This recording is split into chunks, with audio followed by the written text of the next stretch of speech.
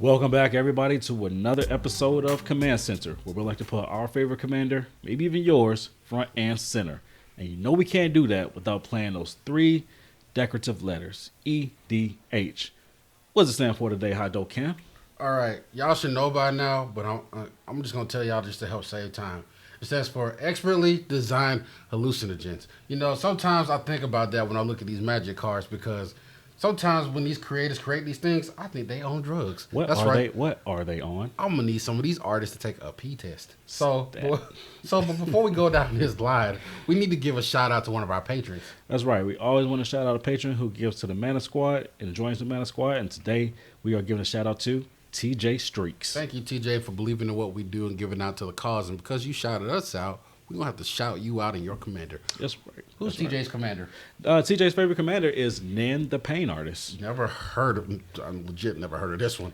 But this is some...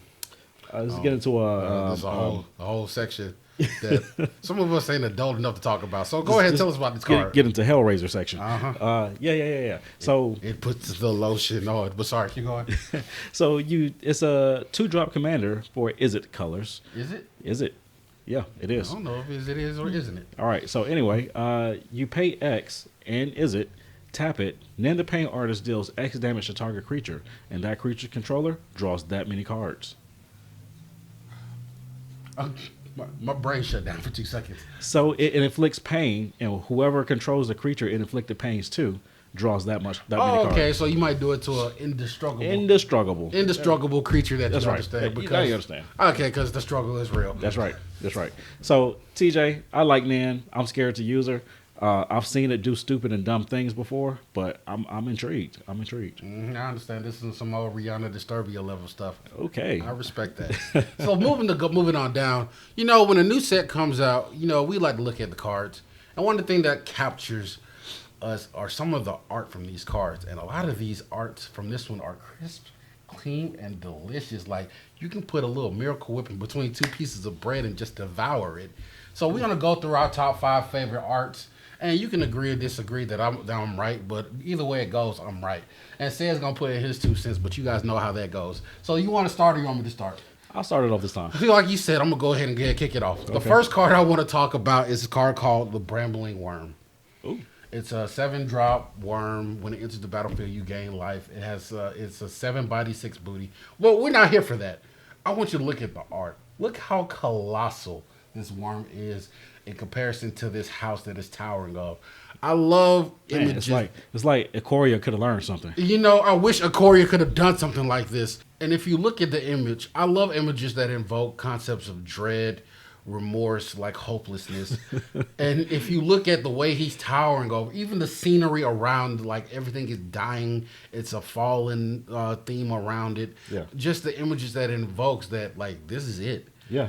I actually, looking at this set and thinking about it, I'm trying to figure out where green even fits in. But apparently it's doing scary things just as much as the vampires in red and black. Mm-hmm. It's that thing that goes bump in the night. But this is one of the lit cards from my list. What about you? So mine, I feel like we need to just take a look at and I'm more so in disbelief than I am more so loving this card art.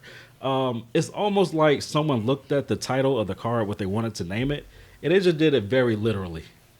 It's called Lightning Wolf. First of all, Lightning Wolf sounds like a special attack in a Street Fighter game. I'm just putting that out. I'm just putting that on the biscuit as we speak. I feel like it's a special move from Nighthawk on Mortal Kombat. I'm just telling you. So why is it this art in particular? Because they literally just drew a wolf and threw lightning around it. Like the lightning is riding the wolf. I get it in its absurdity. Like now looking at this card, I'm like, this is dumb. But it's dumb on a I can mess with it level. Yeah, there's even one lightning strike that strikes the wolf. Do you see it in the back? Yeah, but he ain't even. It looks like it's actually riding the wolf. Like this card. Somebody understood the assignment and also failed the assignment at the same time. Exactly. But I gotta give him his props because technically he's right, but well, yeah, she's right. Sorry, technically she's right, but for all the wrong reasons. Okay, I understand why this made your list. Let me move on. Okay, the next card that I want to feature is called Sigarda's Imprisonment. And there's so many things about this card that intrigues me, from the positioning of the feathers, the entanglement of the angel, like to bound the angel. Yeah. Just invoking that imagery in your head in itself with the thought of this concept is just amazing. And how pristine the angel looks, even though it's bound. Like, that is a riveting concept in itself. And I love how fierce the angel looks, like the reds and the whites and the oranges, and how they play and intermingle in this. Like, it's amazing. Yeah, and I actually just listened to the lore part of this today of when Sigarda gets captured. And the story apparently opens up with Soren reminiscing or thinking about commissioning like stained glass windows and how intricate and how detailed that they are. Like the artist has to like conceptually think about all the feathers, all the colors, all the patterns beforehand before they do the art, and it foreshadowed what he saw at the end of the story of Sigarda, an archangel, being bound by her own blood. Oh yeah, that what? Yeah, vampires. Yeah. Okay. Cool. Moving on. Ooh, spooky boo. Boo, spooky boo. True blood. All right. What you got? All right, my next card looks like a fake card, but I'm digging it. It's called Dollhouse of Horrors. It looks like a cutscene from a Mario Haunted Mansion or Luigi's Haunted Mansion video game. Like, it's literally just a pristine room or bedroom or wherever it is, and these creepy dolls are just laying there. Yeah. This is the type of room at an Airbnb that you go to, and when you open the door, you go, nope. And you leave. You get in your car and you leave. And you leave Florida. I mean, wherever you're leaving from. Okay, I see why you like this card, because it evokes past traumas. Whew, I got to get past that, man. But, yeah. Long story for another day. But okay, I understand this. There's an eyeball peeking through the window. Okay, you see it right here? Who's that peeking through my window? Cock, pow. Nobody now. Or in some cases, it always feels like somebody's watching me. All right, moving on. Let me go to my pick. Yeah, what you got? My pick is old Ruststein. I believe that Ruststein. Anyway, the reason why I love this image is because if you've played any survival horror game, in particular Resident Evil, you know this is your contact for your weapons. Like this is the survival specialist. This is the hustle man of the supernatural world. If you're in a survival horror, this is the guy you go to. This was Turk from Daredevil. Exactly. This is where you go to get your stuff. Like, you need bullets. You need a sandwich. You need a cross to perform an exorcism. This is why you go to. Like, he screams hustle man. Like, he got bootleg DVDs, even though nobody has DVDs no more. Yeah, he has bullets specially made from the minerals of the Congo. I don't know. He got generic COVID medicine. Like, you don't know what he got, but you know he got it. Like, if you ever rolled over, it's like, man, I need duct tape and a knife. You know who to go to. Yeah. So that's why I saw this, and I was like, I love the layering. I love the colors. I love the fact that there's this one lone source of light just hanging out, so you can barely see what he's keeping on him. Yeah. You should check out the creature type. Oh no, what is? He's a human peasant. A peasant? New creature type. New creature type. A peasant. Yeah. Wow, that is so disturbing. All I gotta say is, in the words of Sir Clifford Harris from Atlanta, also known as T.I., his Louis knapsack is where he's holding all the work at. I'm just saying. That's where he keeps his work. That's where he keeps his 9 to 5. True story. All right, what you got? I'm going to move it on to an obvious one. This is Olivia Crimson Bride. Man, I remember when baby Olivia started out. And when I first got into Magic, and it was one of the first multicolored cards that I bought. And then she was flying, and they were like, hey. With the knee penis? What is that? The Olivia with the knee penis. Hey, what's going on down there? And she said, mind your business. Anyway, we've come a long way. Well, you know what? Put that image up here. Some people know what we're talking about.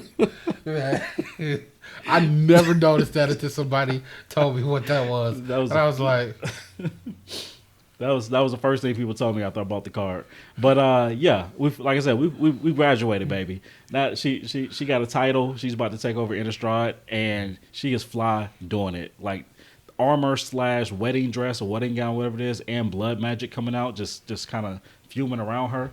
I didn't know she had it in her. Yeah, she flies high. No lie. And we know this. Balling. Yeah, so that's me, and it actually connects to one of my other cards that's on my list, possibly even on your list. Okay. What you got next? My next card is the Island. Okay. What? Let me get there.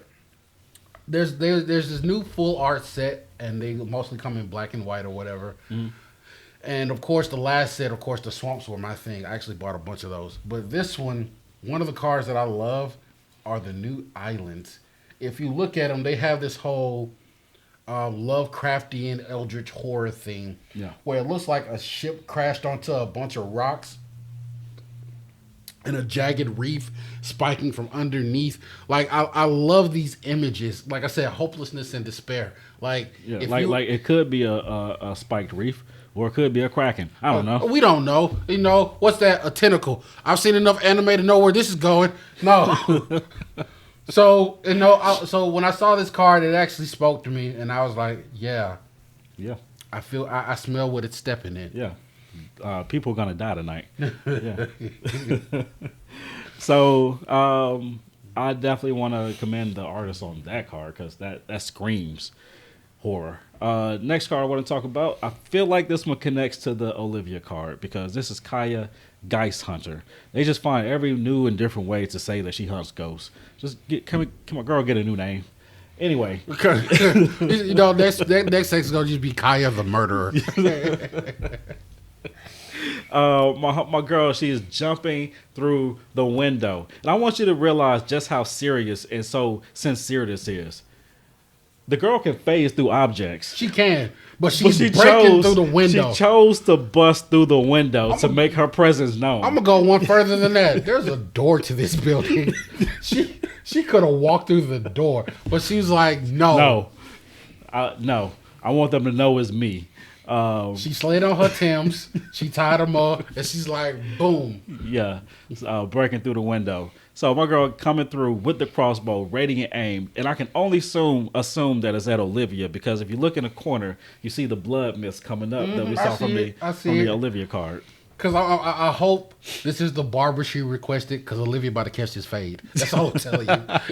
It's coming. She's about to get them crisp lines. Yeah. I don't even know where Kaya fits into the story. You know what? She gets in where she fits in. That's where she fits in. Teffrey came up and said, nope. And Kaya was like, I want that smoke. No. Teffrey was like, I got your protection. She looked at him like, protection? They need protection from me.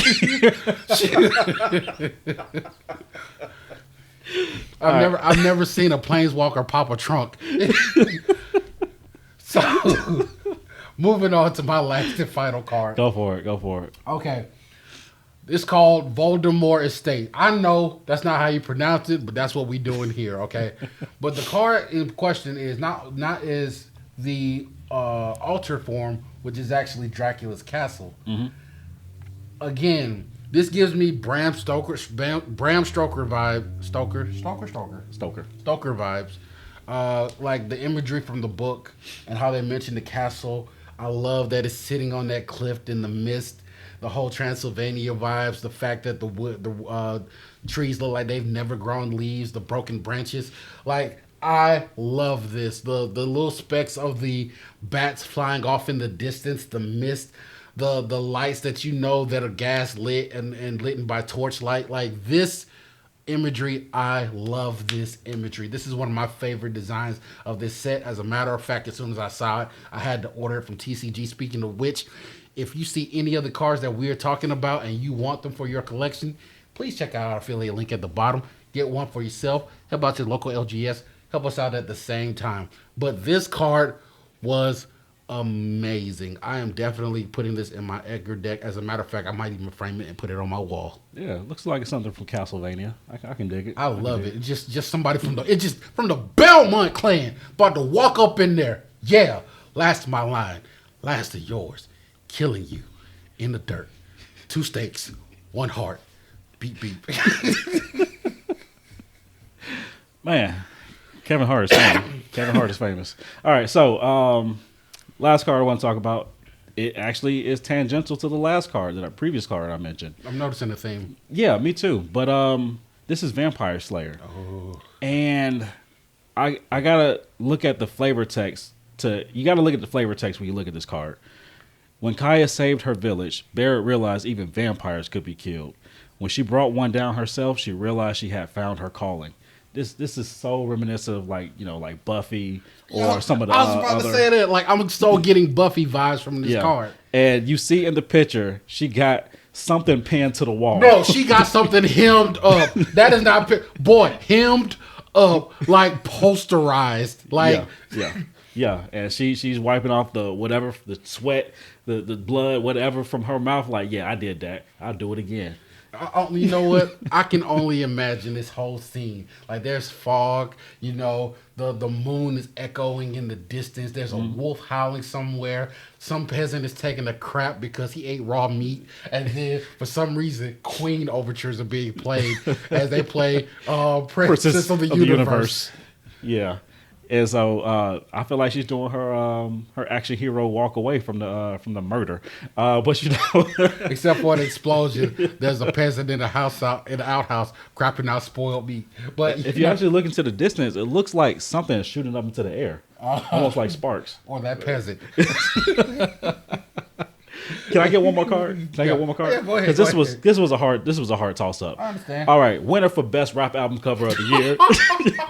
Yo, I'm sorry. I just looked at this image, and Jay-Z has a sample on this card.